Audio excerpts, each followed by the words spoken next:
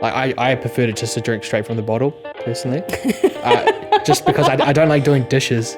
So I'd rather just have it there ready to go and then boom, recycling bin. Hi everyone and welcome to the second episode of Sip Happens, a podcast brought to you by Cloudy Bay Vineyards here in the South Island of New Zealand. I'm Lewis Davidson, I work in the winery here.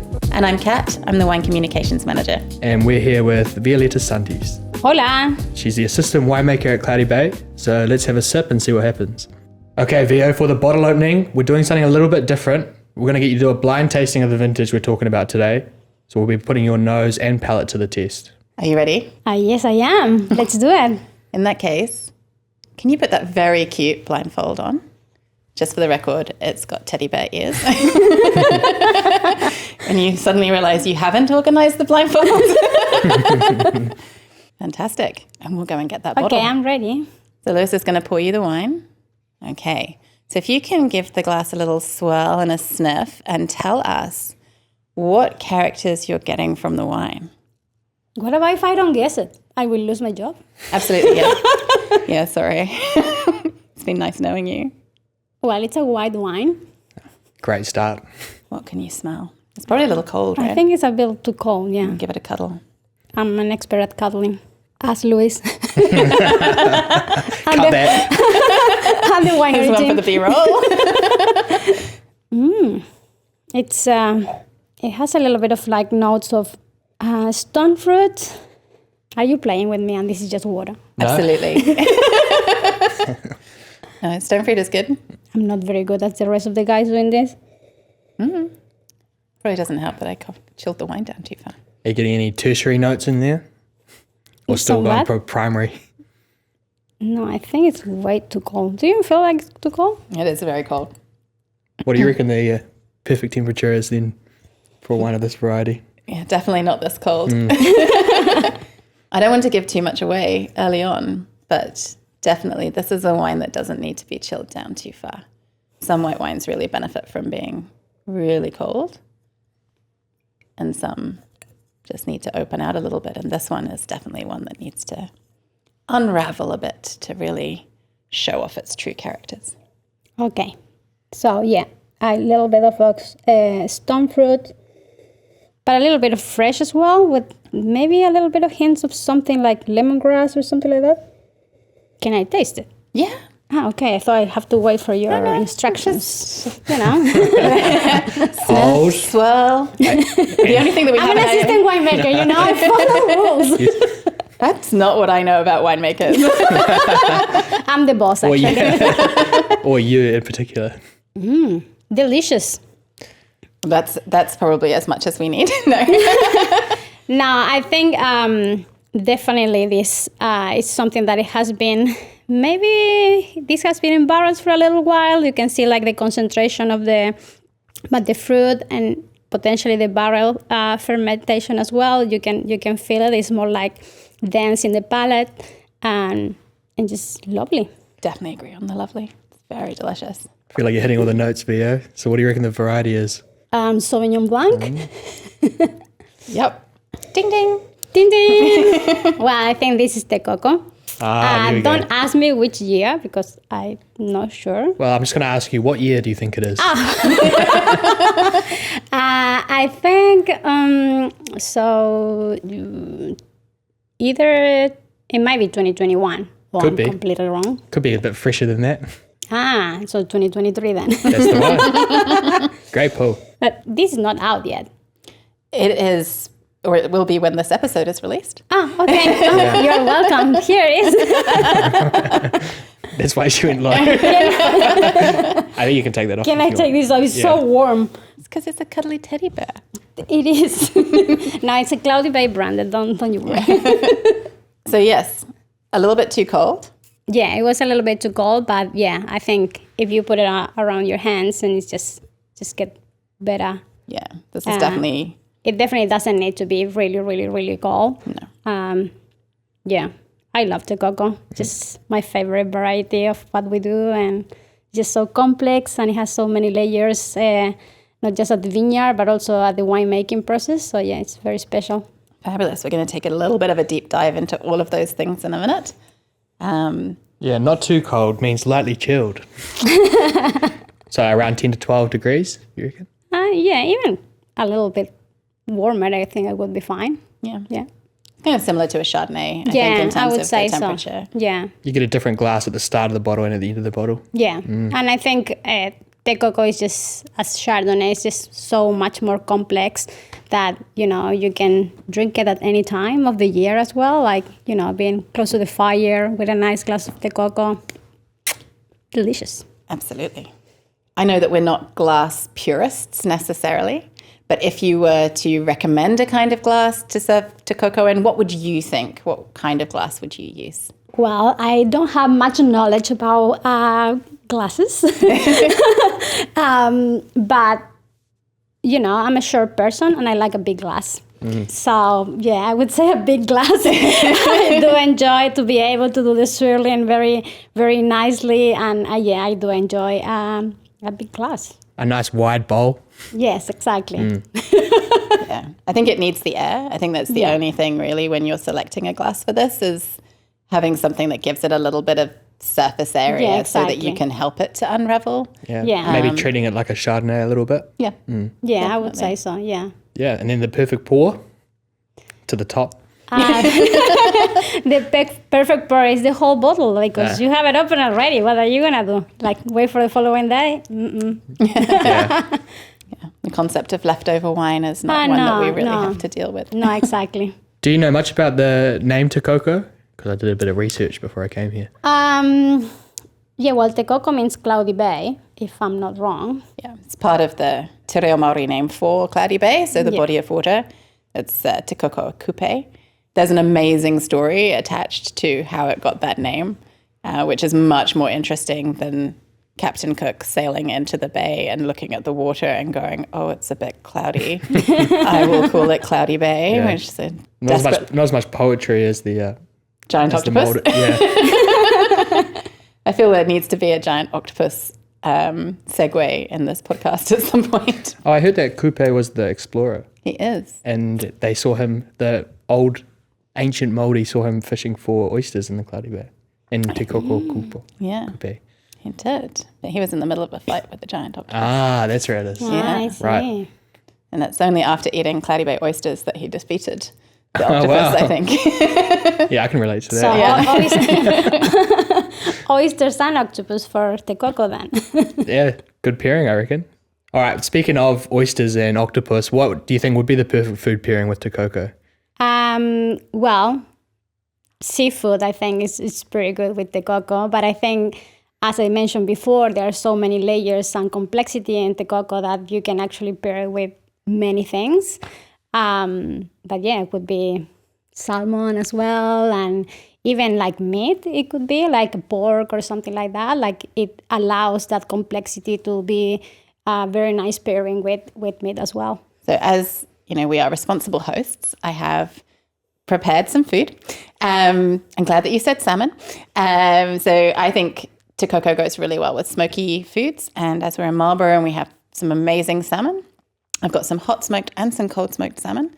I've also made some homemade pickles, some little pickled onions. So we'll see how that goes with the wine, because sometimes pickle can be interesting with wine. Mm-hmm. Sometimes it works, sometimes it doesn't. So perhaps we can try with and without and see. And then as we do, we can talk about our other delicious food experiences. Amazing. So when you're doing food pairing, are you food first, then the wine to follow? Or are you prepping the palate first and then following with the food? I would say I'm some sort of a mix. It depends. Like What, at the same time? What? No, silly. No, it depends on the food. I mean, like now I started drinking first. So of course the food came afterwards. So I did the wine first. But I think the order doesn't matter. I've always wondered that, but I suppose at a restaurant you get the drink first. You have a little drink. It all goes together, doesn't it? Yeah, some sort of it, yeah. You might say. I guess. But definitely depending on the food, like the wine, it will bring those flavors of the food as well, like more intensity. So yeah. I think the thing I love about Te Koko is the acidity in it, because it is Sauvignon Blanc. That kind of vibrant acidity is paired with something that has that richness. So it's naturally balanced. And so you can have it with quite rich foods, quite flavoursome things, because the acid just really freshens, like a little squeeze of lemon juice that you might have on something. How do we feel about it with the smoked salmon? She says to the people who are still eating. I feel great. I like it. It seems to work. Yeah, I think it's great. Yeah. Haven't tried it with the pickles yet. It is a great pairing. I'm quite a simple man myself. So, I probably pair So humble. I probably pair Te Koko with a nice sweet and sour pork from the Chinese takeaway love here. it. Yeah, that's very good. I'm a big fan of pork with Te Koko. Yeah, Definitely. me too. I think it's a modern day pairing, but Yeah. Yeah, I'm but gonna have to try it with the sweet and sour though. But the smoked salmon just delicious, very nice, and yeah, as you say, the acidity of the Te Koko mixed with the smokiness of the salmon. Yeah, it tends to hold its own quite well with spicy foods as well. Yeah, So I know that we've had it a little bit with, I suppose, with the sweet and sour, you could have a bit of chili in there. But yeah, fresh chilies, it tends to go quite well. I'm not recommending anyone drops any jalapenos into this. please don't. a frozen jalapeno though. It would be so sad Could for Te be. Koko. Yeah. Yeah, but you know, that's what I love about Te Koko, that is so versatile. Like, you know, it can fit in so many places at the same time. And yeah, and it's just, you know, the perfect partner. Yeah, yeah. And it really warms up. As it warms up, it really changes. I think, like you said, you get a different glass at the beginning of the meal than you get at the end, that it really does change over that course of time. So what you experience initially when it's quite cold, there's a lot of that freshness. And then as it warms up, like now, it feels very rich and layered, and you've got some savory, honeyed characters that come through as well. So yeah, love Te Koko. We love Te Koko. It is a house favorite, I think, around the winery. Yeah, it is. It is. Yeah. I'm going to try with some pickles just to see. It does seem to hold its own with the pickles, which is quite nice. I think, again, that's that high acidity. Doesn't feel bitter. Sometimes you can have, you know, pickles or anything that's got vinegar in it. Sometimes with some wines that can make it feel quite bitter. Yeah, it does. I don't think it goes against the Te Koko. It goes very well. Yeah. Good Go job, Te Kat. Koko. Good job. Thank you for feeding us. Yeah, the pickles it's pretty good. So Te Koko kind of stands out among our range of wines, I think. But what would you say is its unique selling point? It's just unique, Te Koko. You know, like we make Sauvignon Blanc, which is fresh, you know, ready to drink. It's just Te Koko has that complexity that is just so, you know, delicious and so interesting, you know, like because you got it in barrels for 11 to 12 months, that it's just building all those layers that are way more complex, and it gives you that richness that, you know, it just stand out. For me, it's like, in the past when I didn't work at Cloudy Bay, I used to drink Te Koko anyway, full price. God bless the staff discount. God bless that. But yeah, it just was so different. And I think, you know, many other wineries in the valley have tried to make their own way as well of the barrel fermented Sauvignon Blanc. But I think Te Koko is just a pioneer in the valley, and it's just amazing. What is it that you think the barrel really adds to Sauvignon Blanc character? I think, well, we do barrels, and we also do concrete. I think it's just bringing those that weight. The way that the Te Koko has, it's coming from the barrel. So it's making Te Koko, it's a lot of work, guys. It's not just like, you know, easy peasy type of thing. You know, we got so many barrels, and those barrels need to be stirred even daily. You know, it's every day a different little job that you have to do, and you have all these barrels, and it's just the care that you do, and plus, you know, the micro-oxygenation that you get from the barrels, but you also get it from the concrete. In the concrete, you get that minerality without the wood component, so which is give that also that freshness to the wine. So it's just a mix of combinations of things that make it more complex. But definitely the wood and the concrete interaction of the wine with the wine that make it so special. What does stirring do? Why do you stir the barrels? So we stir the barrels for a couple of reasons. Sometimes you help them out to stir the lees. So you pretty much put a stainless steel chain, one, and you just mix the barrel, and it will make the lees to stir and comes out, and it's just gonna mix that, and it's just gonna start adding that richness that the lees has on the bottom. And the lees is the yeast? The lees is the yeast that has been settling at the bottom of the barrel. But we also do it at the concrete tanks as well. So it's kind of a little bit the same on that way. I can give you a little inside scoop here as someone that works in the winery. Stirring the barrels is a real workout, you know. You got hundreds of barrels to do, and you got to go through and give them all a real good stir.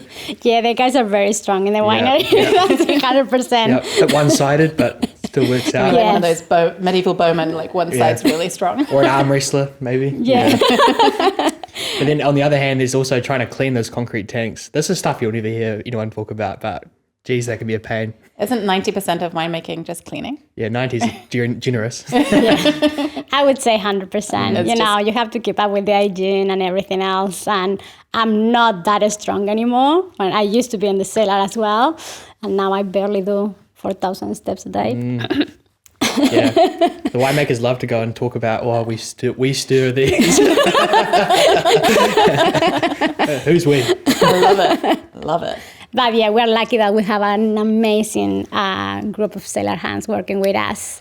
You can pay her now. Do you need some more wine? Maybe. Yeah. Can you talk a little bit about the ferment? Is it a wild? Is it inoculated? Does it change? Yes. So we bring the Te Koko in. We use our oldest vineyards. They are for Te Koko. We bring them in and we press them very Gently. Sorry. I wonder what you were figuring. I know what we say. Gently. Yeah, that's the word, gently. And they go into the tank and they stay there overnight. The following day, we rack them out just to reach certain NTU, so turbidity. And after that, we put them to barrels, so they will start their natural fermentation. So they are wild. The wild fermentation is just gonna bring all that different things that commercial yeast doesn't give you. It just makes the expression of the vineyard, to bring it in and what's actually happening there and what actually happened during the whole year. So it's bringing all that information that makes the Te Koko so special as well. So it's kind of like each different batch. When you taste it and you go through the fermentation daily tasting, you can see the different parcels behaving so differently as well. Yeah, it's super interesting. I think that, I like the idea of bringing vineyard information in and how that has an effect. I remember, I don't think it was this vintage, but I do remember you having some issues with ferment in the past. And I can't remember which vintage it was, but I just remember you just being like, what is it that could cause issues with ferment? Because wild ferment can be quite tricky to keep going. It is definitely tricky. You have to put, it's like your child that you have to put extra attention. I don't have kids myself, but I assume it's like that. But you do have to look after them. Yeah, exactly. You need to look after. So that's why winemaking wise, Te Koko, it's very needy. I like it. So you have to be keeping an eye because the wild fermentation, it makes it more challenging, so you have to be looking at the results of the bricks and temperatures every day. We do in all of wine though, don't you worry. But, with the Koko, you have to be more consistent as well. I'm checking every day and checking because the depletion of sugar when the wild yeast, it reaches certain amount of alcohol, the wild yeast start to feel uncomfortable. Mm-hmm. And Same. Yes, like everyone, right? So when you reach that quantity of alcohol, like she I like saying she because in New Zealand everyone says she. Well, the yeast start to struggle. So yeah, it will be moments that you're gonna struggle a little bit more, like with finishing the fermentation. But as I say, we took all the time and all the care with it and all the job from the beautiful and amazing cellar hands that we have. So beautiful. The smoke. That it, actually make it us to reach the final goal. So we don't make Te Koko every year. We don't, which make it even more special.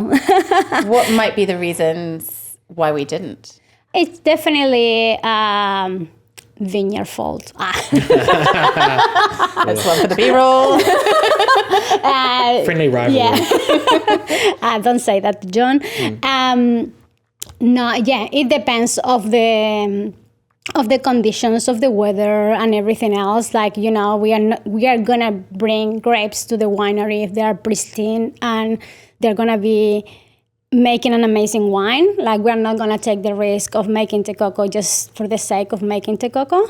So, for example, 2022, we didn't make Te Koko because the conditions were a little bit challenging, and we accept that, and that's okay. So we handpicked Te Koko, whereas with the Sauvignon Blanc, we use a harvester. What does the handpicking give to the wine, to the Te Koko range? Well, doing hand harvesting, it makes taking more care of the grapes. You had all this group of people harvesting where they get all the instructions very well, and they can clean up the grapes if it's something is needed. So, we bring exactly what we want and how we want it to the winery, compared with the machine harvester that, you kind of bring, not everything, guys. But yeah, you don't have the opportunity of be selecting. Of course, you get more labor into it, but I think it's worth it for what we do. And with that whole bunch press, you get a different character as well, I think, when you're pressing the whole bunches versus pressing fruit that's come from a harvester. Yeah, exactly. So also for that, we do kind of like a gentle, as I couldn't remember before, pressings. And it just that gentle press just give all the richness of the fruit that we want. So we just don't press any harder with those grapes. And yeah. Yeah, I always think it's really interesting. I think when I was first learning about winemaking, it felt like a whole bunch press should be harder because you have all of the spiky things in the middle and you think that it's going to be rougher, but actually it stops the skins getting really compressed with each other. So and that it will avoid all any bitterness that you don't want to bring, and it's purely the juice from the grapes, from the berries, and nothing else. Yeah. So we talked in 2022 we didn't make Te Koko. How do the growing conditions kind of affect each vintage?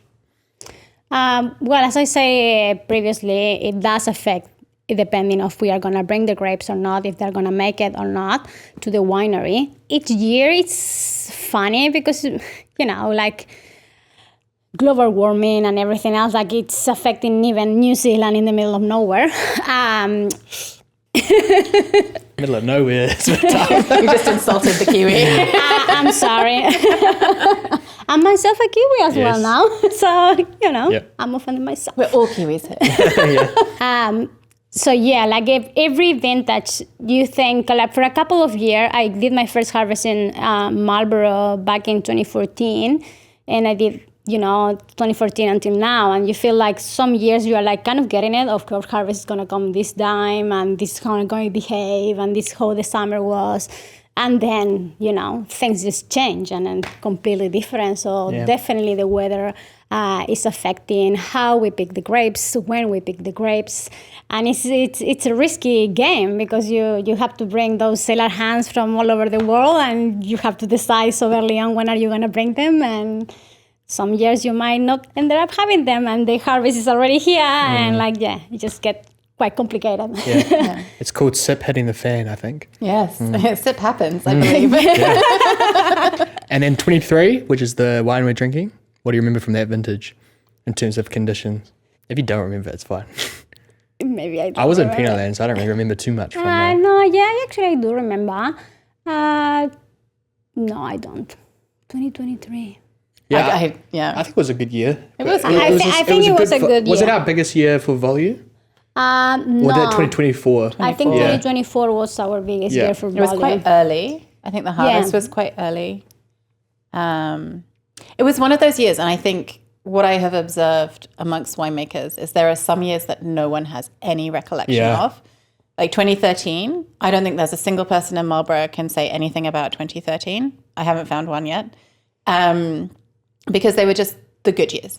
Yeah, Like I guess it's like that. Yeah, You know, nothing bad happened. It wasn't extraordinary. It wasn't one of those kind of once in a lifetime vintages, but nothing really bad happened. There were no major weather events. Everyone's just like, oh yeah, Just making good wine. yeah, Yeah. it was a vintage, Yeah. you know, and I feel like 2023 sort of falls in that space. Yeah, I think it was a good year in terms of like we brought the volume that we were expecting for, and you know the grapes, as you say, like it's funny because like we tend to remember things when they got very wrongly Yeah. or very very very good, and yeah, maybe 2023 was a good harvest for in terms of everything, ticking all the boxes, and yeah, and we make Te Koko, so that's a good sign. So it was a good year. Yeah. I think in talking about global warming and Te Koko, because we mature the grapes a little bit longer in the vineyards than for our normal yeah, Sauvignon. exactly. Right. So, and I think, you know, we always have harvest is always around Easter.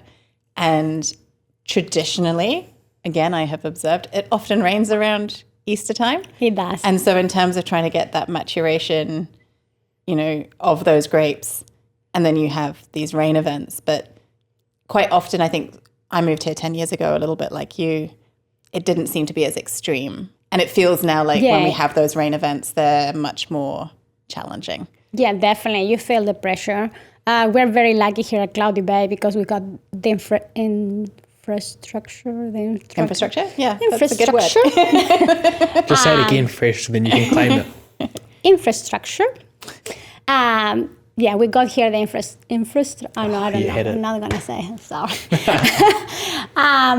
Yeah, we got here the equipment to bring more grapes if we need it. We like to bring grapes in a good pace, you know, not to kill anyone in the process. But yeah, we are very... we got the luxury of bringing more grapes if we can, and that make it like, you know, if you got a weather event that it's coming up, we are very lucky, so we can bring a little bit of more grapes in, and avoid those weather conditions. So Te Koko tends to hold up a little bit better over time compared to just a Sauvignon Blanc that hasn't been barrel fermented that you kind of want to drink quite quickly.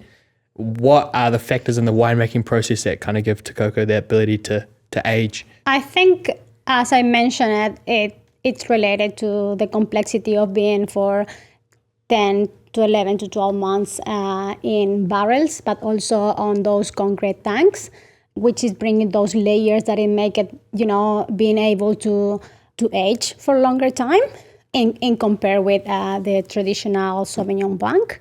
Yeah. And all the job that we put behind, you know. So with the barrels, how do you go around picking what barrels that we put Te Koko into? So we got, over the years, we have refined the oak profile. So when I first started at Cloudy Bay, we used to use so many different barrel cooperage. And then we have refined just to see what actually fits with Te Koko. So I think we have been very good with that. And so we got now a couple of different cooperates that we work with. And those ones are the best fit for our Te Koko. We do a little bit of new oak, around 8%, depending on the harvest and what we have available. Few years have been a real challenging. With after COVID, we got barrels after harvest or stuff like that, you know, because the things are taking longer. But yeah, we just have this barrel profile that has been working for us. Every year we try all different things just to see what else is in the market. And, you know, we are very proactive in that things of trying to look better things to improve Te Koko. So yeah.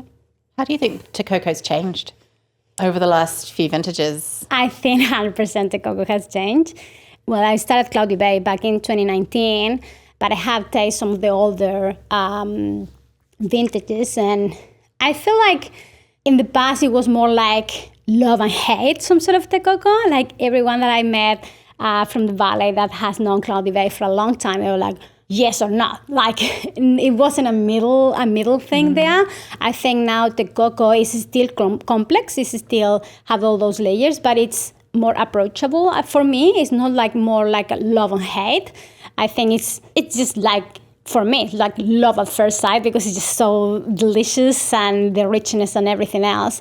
But yeah, I think it has changed on a positive note. Really settling into its own style. I think it does, and I think that's pretty cool to see. Pretty amazing to when you got VIP visitors here, or you got people from the cellar door, or anyone that approach you is they're like you know, they know that Te Koko is their own thing. You know, it's like they don't talk about the barrel fermented Sauvignon Blanc. It's like a brand already, and that's pretty cool to listen to people and people that it's around you, and it just makes me feel super proud. Yeah, I think Te Koko is definitely that wine that really surprises people, because I think you can serve it to people that say that they don't like Sauvignon Blanc, and they usually really love Te Koko because they're thinking about something different when they're thinking about Sauvignon Blanc. But you can also serve it to someone that maybe is anti-Chardonnay, because it's sort of still within that barrel fermented space, but it's got that brightness and freshness of a Sauvignon Blanc. So. And I think that's my favorite part of like surprising people, because we work in Marlborough. Everyone is like, I'm so over of Sauvignon Blanc and all that stuff. Especially like all my friends, all people around, that most of them work in the wine industry. They're all like that. But I think like when you pour them Te Koko for the first time, they're like, okay, maybe I do like Sauvignon Blanc, but I just need something that is a little bit more different from the standard Sauvignon Blanc. Absolutely. Right, so we'll lighten the mood a little bit and do some fun questions here. So if you could pour a glass for any person, living or dead, who would it be and what would you talk about? I think I could go with really powerful women from dead. I want dead people. Okay. I But don't actually want... alive at the time. Yeah. I mean, they're going to come back to life. Yes. Because I'm going to be calling them. Like, how's it going to work? Yep. You'll make the rules here. Yeah, okay. So I will like just calling them from the whatever. The call of the Te Koko coming down. Exactly. You know, the fight in between the octopus. I would like to bring, like Cleopatra. Or I think I'm going to say more than one. Hold on. Not allowed. It said any person.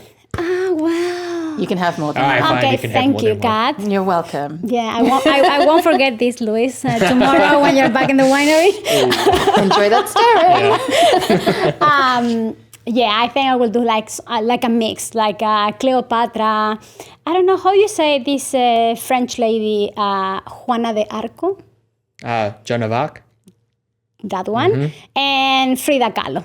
Yep. Let's I say. had a feeling you were going to go Frida. Like, like super powerful woman, just to speak about it, show them about the Te Koko and what we have done, like where the woman's life is at the moment back in this 2025. And just talk to them about art, about everything, about being powerful.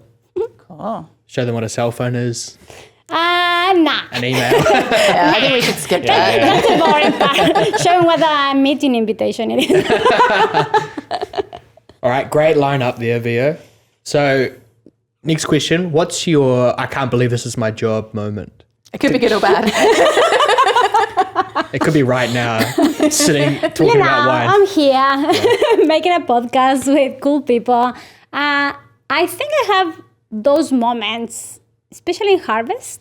I would say I feel like I'm very lucky. As I haven't mentioned it, but I'm not from New Zealand. I'm originally from Chile, and I have built a career here in New Zealand since I first came here.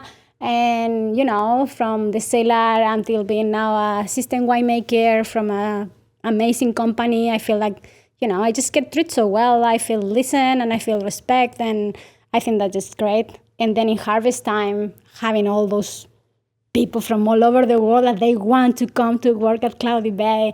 I just find it fascinating, listening to all the stories and just making friendships. And it's just very special to work at Cloudy Bay in general. Yeah. Isn't it, Lewis? It's yeah. Isn't it, Lewis? It is. I mean, that was very sentimental answer. Yeah, well, I'm a sentimental being. Yeah, I was thinking we had late harvest Sauvignon Blanc in the last vintage and doing the foot stomping. For me, I was stomping the bins with my feet. I don't know if this is fine. But yeah, I was going, is this what I'm doing? Like they're paying me for this. Yeah, it was crazy. But yeah, I like your answer much better. Okay, well, you're welcome. I'll borrow that one. All right. So I think kind of wine's got a bit of a tradition around it. There's some fundamental rules around drinking wine and enjoying wine. But what is the one wine rule that you secretly love to break? I'm not a rule breaker. You covered that earlier. Nah, that's bullshit. No, sorry. That's not Sip true. happens. Yeah, sip happens. I would say I like my whites not as cold as they usually suggest. And I think that's okay. You have to do your own thing with wine, and whatever way you enjoy it, it's okay. You know, you don't have to be it's okay not to follow the rules on that stuff because it's what you enjoy and how do you feel it. Yeah. I think, I agree, you don't have to be a purist. In my notes for this wine, it says that we should decant it. I see. Did we decant it? We did not. We did not. But do we still love it? Absolutely. Yes. I think it's hard from us because we have a very different relationship with wine. So we get quite a bit of wine floating around that we have access to. Like I prefer to just to drink straight from the bottle, personally, just because I don't like doing dishes. So I'd rather just have it there ready to go and then boom, recycling bin, easy. I mean, fair enough. Yeah. You do what it works for you. And I think that's Yeah, but I don't know if every person's relating to that. But yeah. you know, you can be relating to the young generations there that Or they the don't want to do alcoholics. dishes. Yeah. So we talked about food pairings before, but what is the most bizarre food that you've successfully paired Te Koko with? Okay, this is a good one. Oh, no, if it's a good one. It's a good one for me. So I do love Te Koko with sweet or salty popcorn. You know, it's like a little bit of my guilty pleasures on a Friday night when there's something chill, maybe watching a movie with friends or something like that. Especially in winter time, I don't know, I just feel like the mood. And yeah, you just smash some popcorn and having some Te Koko. It just, you know, the saltiness, I think it matched very well with the textures of the Te Koko. Just hitting every part of your taste buds. Exactly. Yeah. Kat, what's the most bizarre food pairing for you? I don't know if I've got a really bizarre one. I'd love to say I did. But then what is bizarre? Yeah, I think the thing about Te Koko is there is no bizarre pairing. Oh, there you go. That's how I'm going to get out of that Great question. answer. Candy floss, nothing like that. I mean, I probably would not go candy floss, but I think as we said earlier, it's so versatile that it's hard to go wrong. Like beef carpaccio, which normally people would be like, no, you wouldn't have a red meat with a Te Koko. But beef carpaccio with like a heap of parmesan, maybe a bit of truffle. I mean, because truffles. Yeah. With Te Koko, perfect. Yeah, great answer. Got both ends of the spectrum there, I feel like. It's great. Super specific and total avoidance. All right. If someone could only spend one day in Marlborough, where should they go after they go to Cloudy Bay? Ooh, they should grab some wine from Cloudy Bay, a blanket, and some food. Okay, we're going to be responsible. We're responsible. Because they will be driving for sure. Yeah. And I will just go to the Marlborough Sounds. I think it's just the perfect spot. Like you guys there, wherever people is listening, you have to come to New Zealand. You have to come to the Marlborough Sounds. It's just insane. Just the breeze of the sea and the colors and everything else. It's a perfect match for Te Koko and for Cloudy Bay wines. Yeah, I think the Marlborough Sounds, until you've been there, you can't quite imagine. I know, it's just so special. We just live so close. It's just my favorite spot. Do you swim? Well, I'm not a good swimmer, but I try. It's cold. But I'm from Chile, and the Pacific over there is as cold as here. Even colder, I would say. I mean, I'm English, so I swim. Yeah. So I like the cold water. Yeah. I find it refreshing. Yeah. So for our newest New Zealand citizen here, what's one element of the New Zealand winescape that you think the world underestimates or overlooks? Maybe not something on the landscape. I have worked in Chile, in Europe, France and Italy, and here. I think I'm not saying that the other places there is not good people, but it's just the people quality, I think. I think that's something that it's just Kiwis have something very special. That's what I'm very grateful to live here and to be part of this country. It's just something that it's rare to find. It's just that middle point in between being chill and being caring at the same time. I think that's a perfect meeting point for what I want in my life. Of course, landscape-wise, New Zealand is just insane. The wine landscape. The wine landscape. Well, regarding to the wine landscape, I would say the closeness to the sea. I think that's very important as well. Everywhere you go, you're just a few minutes away from the sea. So I think that brings that special connection to the wine industry. The island touch. Exactly. Yeah, I agree as well. I find that harvest in New Zealand, it's super, super multicultural. I've been to some other overseas, but it might not be, all the same everywhere, but there tends to be kind of the same kind of that's true. people. But here it's little bits from all over the place. It makes the harvest time real special. I know, yeah. That's harvest is the best. I think because you have to choose to be here as well. Yeah, true. You got to commit. It's a big commitment. Yeah. So, and I think that can be like Vio and I who've moved here, or people coming for harvest. You're not doing it lightly, and I think it means that people really want to be here and they're passionate about what they're doing. I know that's so special, and you can. As I see so many people coming to do harvest here, I just don't get tired of that energy that they bring over, that freshness and everything else that make you think, wow, I'm so lucky to be here. So we actually reached out to our listeners and asked if they had any questions that they had really wanted to ask our winemakers. So our first question is from Alaric. Alaric is based in Singapore. And he asked if there were any particular vintages that you're most proud of and why that is. I think I'm very proud of vintage 2020. I had a feeling that would be the answer. Yeah. I'm very so sad. Predictable. Yeah. No, but I think it was such a big moment. It was so challenging in terms of, we got COVID. And we have to smash it through anyway. It was a big harvest. We got all these people here. Everyone, as Luis was saying, so multicultural here. You got people from all over, and they were struggling in their own countries as well. Big things were happening in Europe when COVID just hit New Zealand, and we got people that decide to go back home, people that were struggling here, but those people, they also need to, come to work, smash it, and have a smile in their face because, it was harvest. It's harvest time. It's the most fun time of the year. Mother Nature didn't get COVID. Exactly. Yeah. Exactly. And we were everything was a little bit stressful. We were at the moment that the government has to decide pretty much if we are going to be an essential business or not.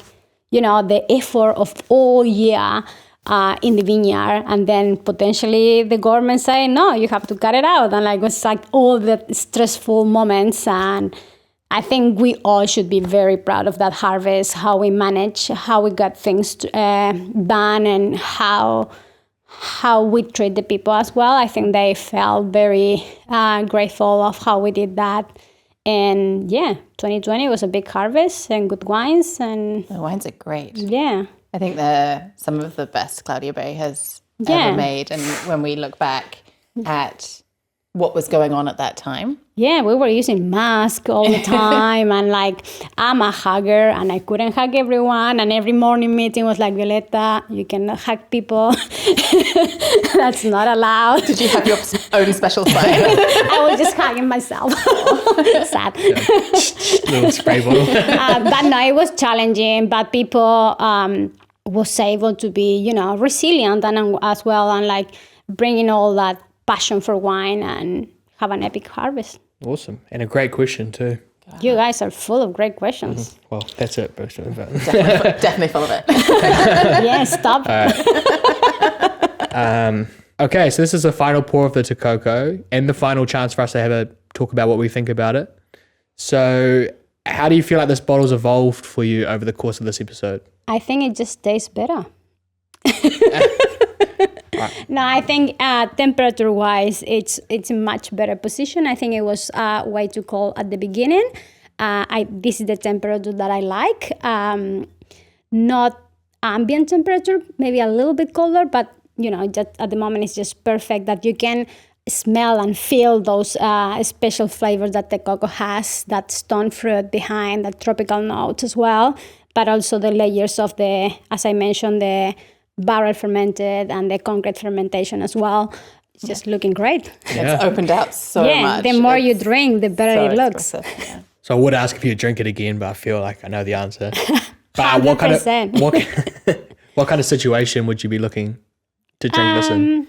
I think wine with friends is always good. Any opportunity that you have to hang out with your close friends, especially when you live in a country that is not yours, you got those friends that become family, and that's very special. And you hang out with them, and you just enjoy a beautiful bottle of wine. And I'm just usually feel very proud when I bring Te Koko and say, "Oh, hello, this is Te Koko," and like just showing off a little bit, which is great. Yeah, friends, 100%. All right, so thank you, Vio, for coming in. That's good. Thank you, Kat, for hosting, and thank you guys for listening. If you're in town here in Marlborough, you can come grab a glass of Te Koko at the cellar door. Or if you are down in Central Otago, we've got the Cloudy Bay Shed, which is just north of Cromwell. And tune in for the next episode. We'll be talking to Jim White, the technical director here at Cloudy Bay. Send in your questions if you've got any.